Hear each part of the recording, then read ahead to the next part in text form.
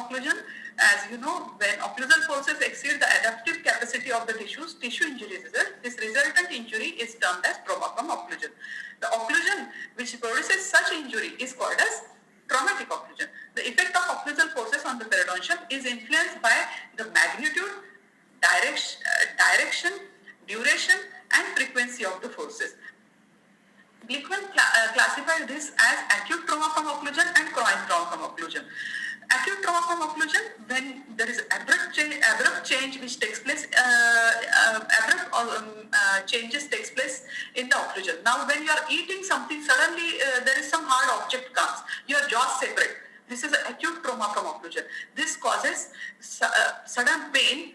Patient has sensitivity on percussion, as well as patient may have mobility also. So this is an acute trauma from occlusion. But you will occasionally see this acute trauma from occlusion.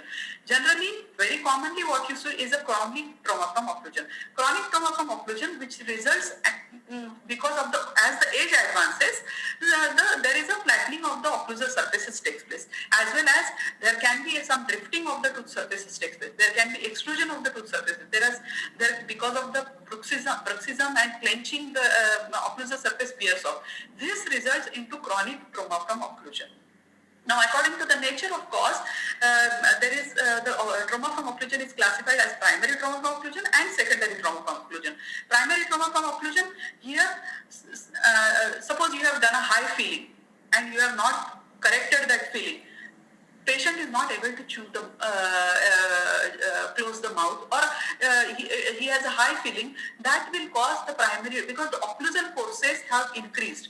That has caused the trauma to the periodontium, and which has resulted into trauma from occlusion. That is called as primary trauma from occlusion. Here the occlusal forces have increased. You have given a high filling, or you have given a crown which is of a higher level, which has resulted into destruction of the periodontium. This is called as, but periodontium is very healthy over here.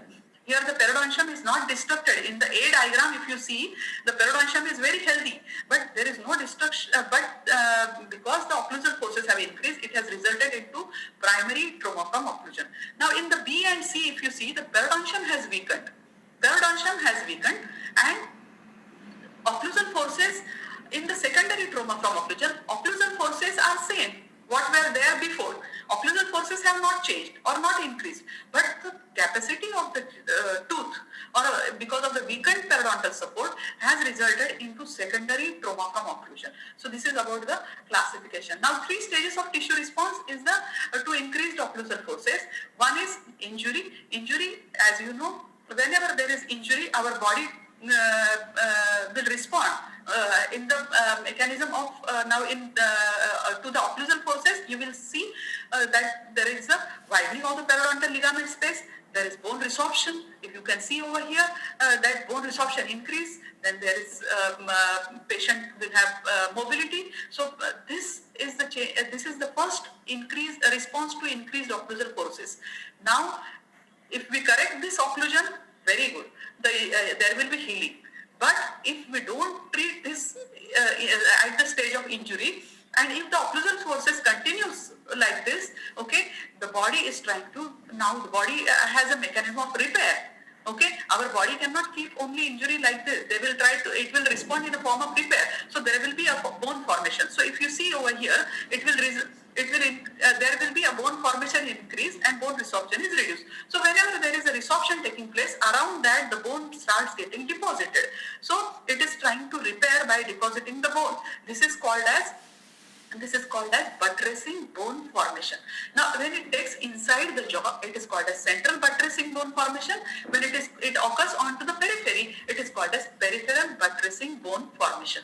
Now, this peripheral buttressing bone formation, what you saw in the bulbous bony contour or in the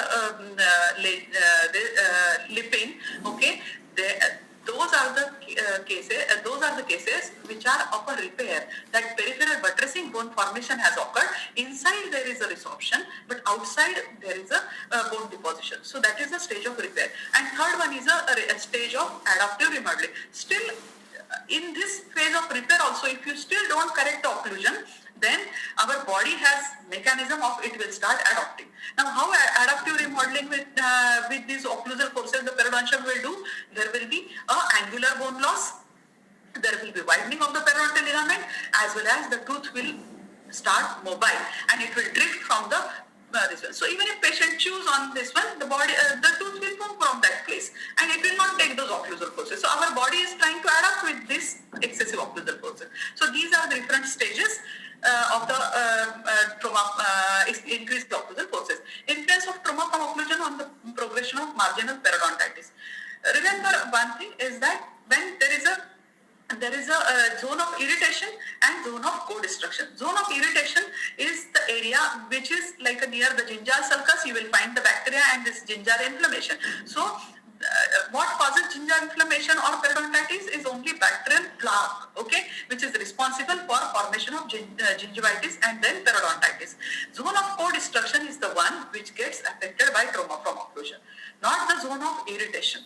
Zone of irritation is only so that is why you will see host parasite reaction over here, okay, in the zone of irritation, and you will see trauma from occlusion affects the zone of co-destruction, and that is why in absence of inflammation you will find there is an angular type of bone loss or vertical bone loss which is present over there in trauma from occlusion, but there will not be any presence of pocket. So trauma from occlusion does not cause gingivitis or does not cause periodontitis, but if trauma from occlusion is present in the presence of periodontitis, it can cause bizarre bone patterns. Okay, so this is the influence of trauma from occlusion, which is caused in the presence and in the absence of trauma from occlusion. Now, clinical signs of trauma from occlusion. If you see in Carranza, it is only the clinical sign is given only increased tooth mobility. You can just write down increased tooth mobility. Sometimes you also see dull sound pain on percussion, occlusal prematuration, wear passage, tooth migration, fractured teeth, thermal sensitivity, pathologic migration as a consequence. These things you may see, but clinical sign as a trauma from occlusion is increased tooth mobility.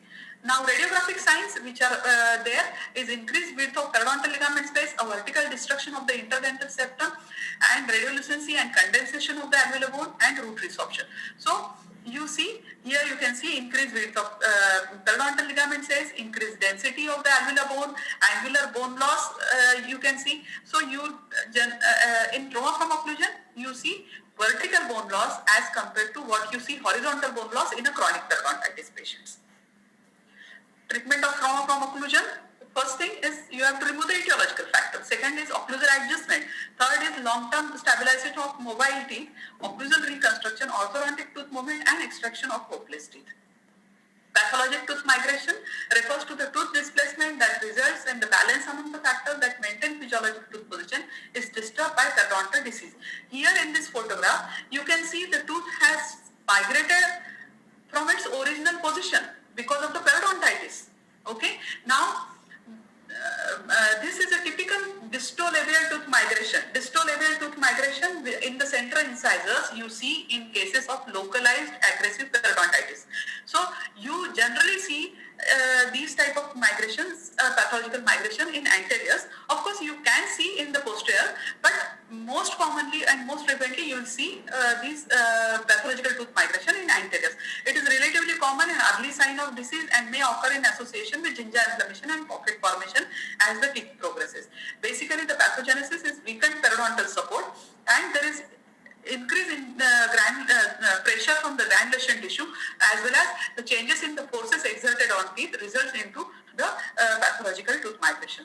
There are unreplaced missing teeth also cause the drifting of the teeth. Pressure from the tongue also can cause the drifting of the teeth in the absence of periodontal disease and may contribute to pathologic migration of teeth with reduced periodontal support.